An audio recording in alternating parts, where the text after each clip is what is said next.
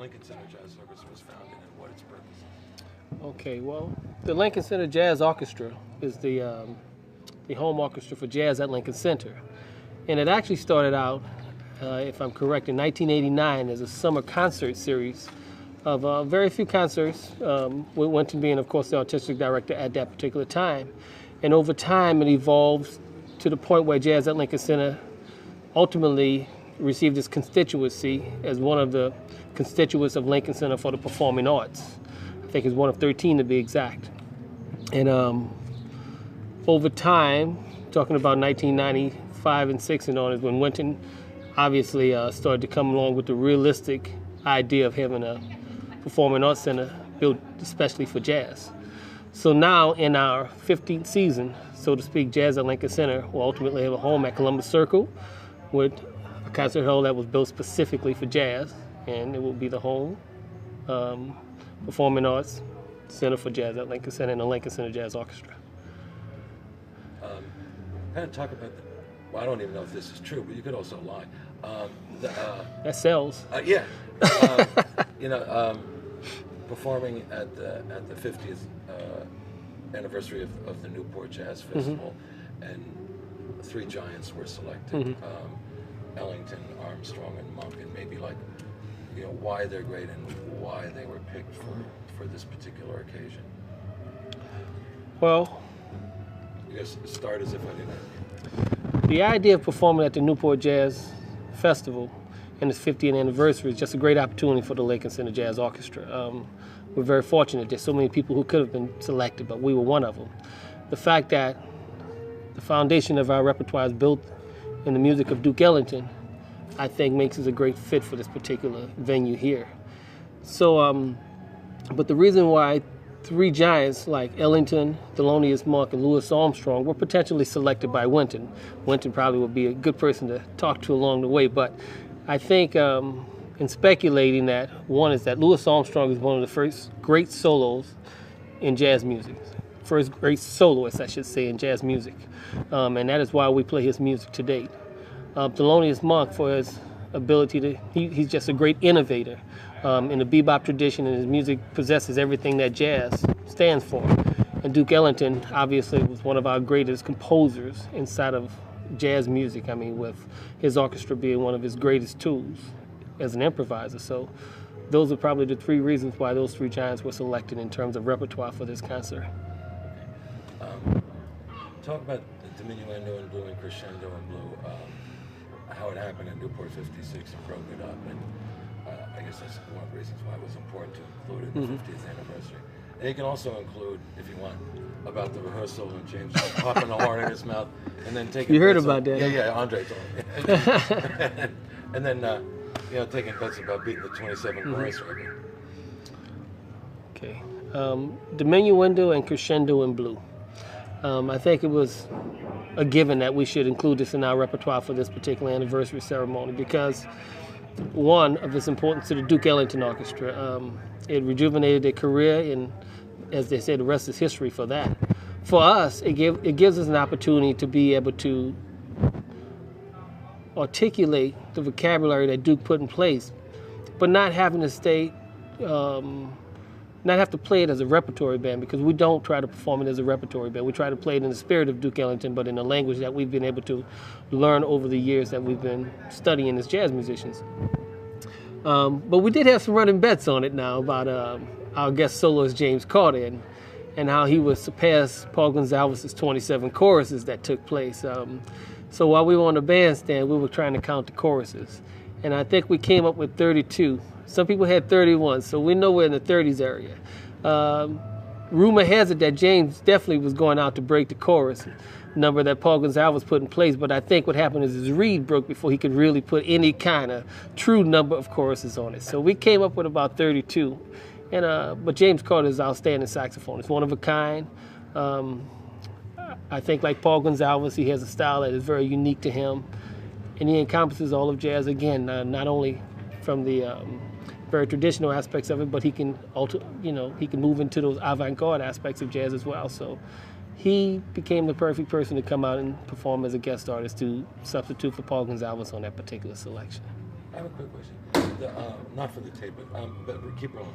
But who did the charts on 4 and 1 and Oscar T? They were built up for whole Overton's charts, right? Well, they may have been, and I think 4 and 1 definitely was, you know. But those arrangements were done by. I know 4 and 1 is done by Chuck Israel.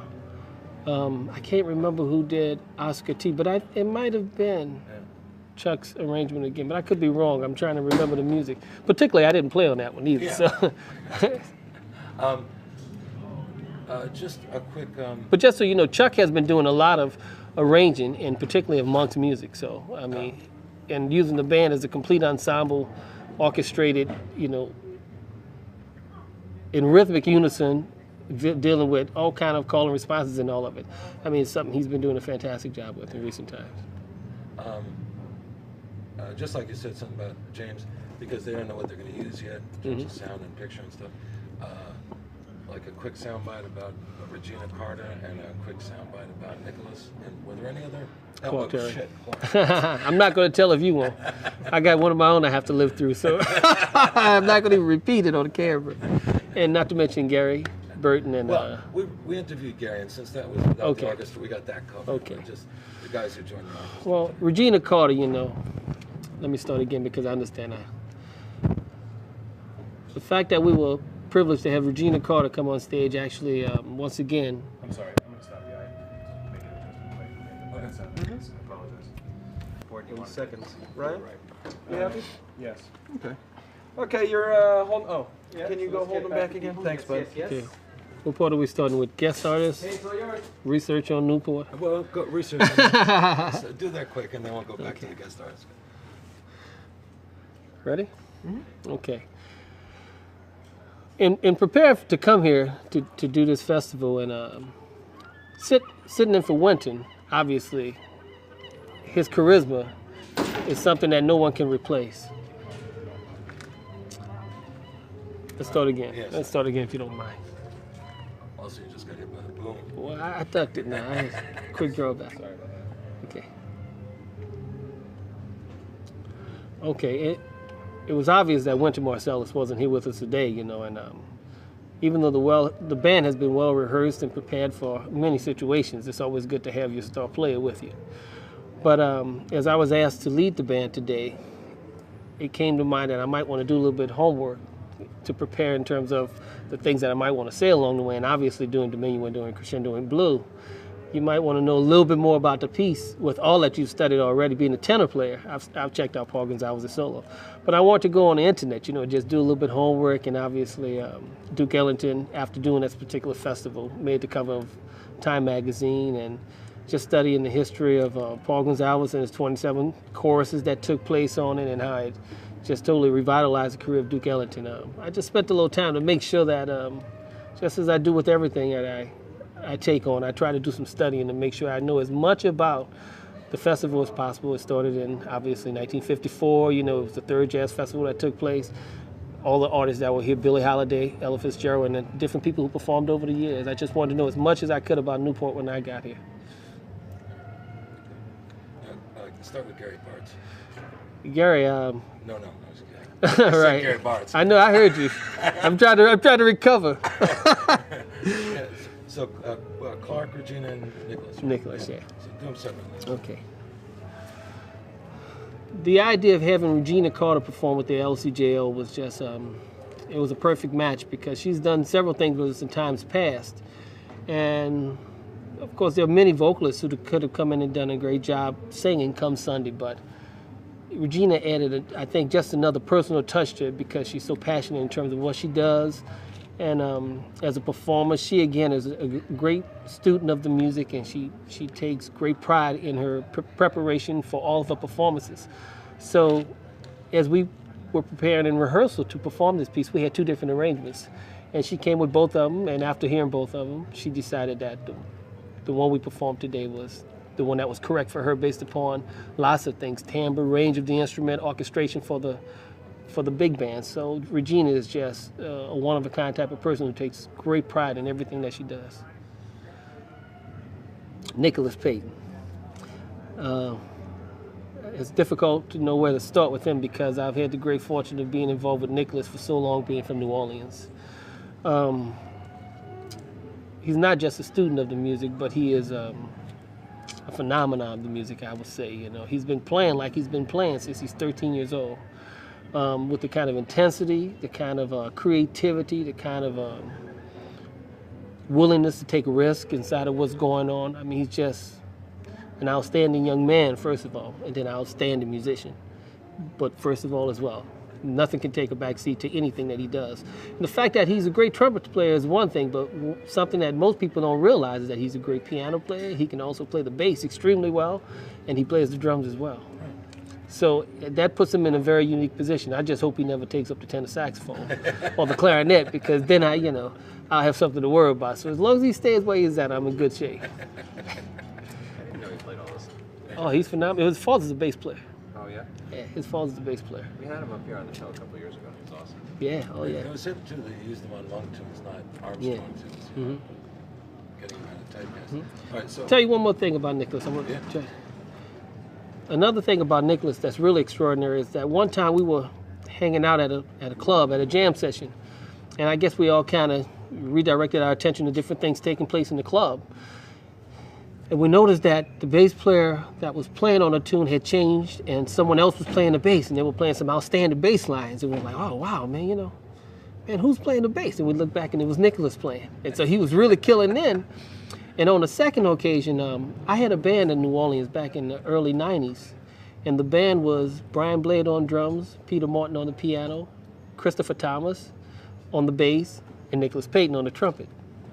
And quite often at the end of the night, we would just open it up to kind of let my students come in. I was teaching at the University of New Orleans at the time, come in and play. We'd all kind of switch up around, so I might play a little piano. But on this night, I kept playing saxophone, and Nicholas started playing bass, and we started kind of taking it out harmonically and getting into all kinds of things. And he was just pushing the threshold all over the place on the bass, not to mention the trumpet. So he's just a musician's musician, truly. Clark Terry. Clark Terry is, as I said when I announced the tune for his introduction, he's a musician's musician. He's a great gentleman of jazz, and he encompasses everything that jazz is all about. Clark renews his dedication to the music every time he picks up his horn. Every time he plays, you seem like you hear something new that you haven't heard before, just within him. So Clark Terry is a man of great,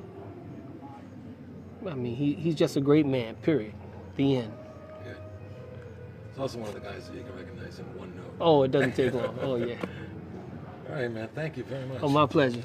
Thank you. Covered it. Great. All righty. And why they were picked for this particular occasion. Well, You guys start as if I didn't. the idea of performing at the Newport Jazz Festival and its 50th anniversary is just a great opportunity for the Lincoln Center Jazz Orchestra. We're very fortunate. There's so many people who could have been selected, but we were one of them. The fact that the foundation idea of having a performing arts center built especially for jazz. So now in our 15th season, so to speak, Jazz at Lincoln Center will ultimately have a home at Columbus Circle with a concert hall that was built specifically for jazz, and it will be the home performing arts center for jazz at Lincoln Center and the Lincoln Center Jazz Orchestra. Kind of talk about well, I don't even know if this is true, but you could also lie. That sells. Yeah. Performing at the 50th anniversary of the Newport Jazz Festival, and three giants were selected: Ellington, Armstrong, and Monk, and maybe why they're great. Whenever you're ready, Mike. Okay. So the Lincoln Center Jazz Orchestra was founded, and what its purpose is. Okay, well, the Lincoln Center Jazz Orchestra is the home orchestra for jazz at Lincoln Center. And it actually started out, if I'm correct, in 1989 as a summer concert series of very few concerts, with Winton being, of course, the artistic director at that particular time. And over time, it evolved to the point where Jazz at Lincoln Center ultimately received its constituency as one of the constituents of Lincoln Center for the Performing Arts. I think it's one of 13 to be exact. And over time, talking about 1994 5 and 6 and on is when Winton obviously started to come along with the realistic